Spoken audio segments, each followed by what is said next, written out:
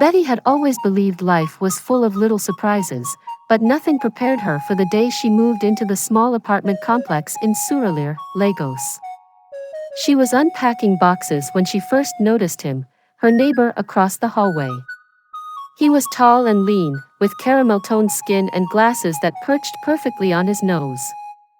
He moved with a quiet, deliberate manner, avoiding her gaze as he passed by with a stack of books. His soft-spoken, "Good afternoon," was barely audible, but it lingered in Betty's mind long after he disappeared into his apartment. She soon learned his name from the landlord, Tund. He was a software engineer who worked from home and rarely socialized. Betty, on the other hand, was outgoing and loved meeting people. Their stark differences made her even more curious about him. One evening, as Betty stood on the balcony, enjoying the cool harmattan breeze, she noticed Tund struggling with a bag of groceries that had ripped. Oranges rolled down the hallway as he awkwardly tried to gather them. Betty didn't hesitate. "Let me help you," she said, rushing to his aid. Tund looked up, startled.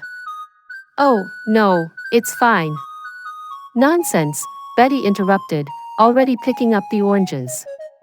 "You can't carry all this on your own." As they worked together, Betty noticed Tund's shy smile. "Thank you," he said softly.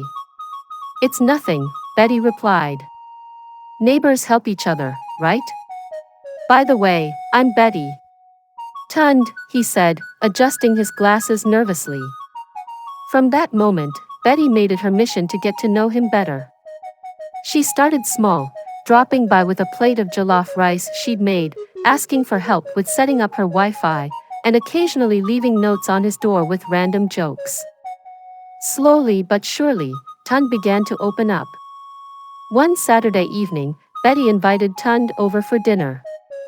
To her surprise, he agreed. He showed up with a bottle of red wine and an air of nervousness that made Betty smile. Over a meal of pepper soup and grilled fish, they talked for hours. Tund told her about his love for coding, his introverted nature, and how he often felt out of place in the bustling city. Betty shared her passion for fashion design and her dreams of starting her own clothing line. "I've always admired people like you," Tund confessed, his voice barely above a whisper. "People like me?" Betty asked, raising an eyebrow. "You're so confident, so full of life. You light up every room you walk into," he said, his cheeks turning a deep shade of crimson. Betty felt her heart flutter. "And I admire people like you," she replied. "You're thoughtful, kind, and brilliant. I think that's why I can't stop thinking about you."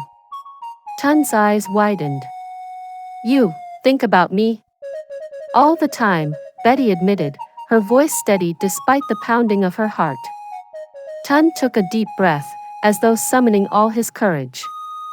"I think about you too," he said, his words rushing out. "But I never thought someone like you would notice someone like me." Betty reached across the table and took his hand. "You're someone worth noticing, Tund. And I'd like to see where this could go, if you're willing." From that day, their relationship blossomed. Betty brought out a playful, adventurous side of Tund he never knew existed, while Tund became her anchor, offering calm and support during her chaotic days. Months later, as they stood on their shared balcony watching the Lagos sunset, Tund turned to Betty with a shy smile. "You know, I've always hated change," he said. "But meeting you has been the best change of my life." Betty grinned, wrapping her arms around him. "And you, Tund, are the best surprise I never saw coming."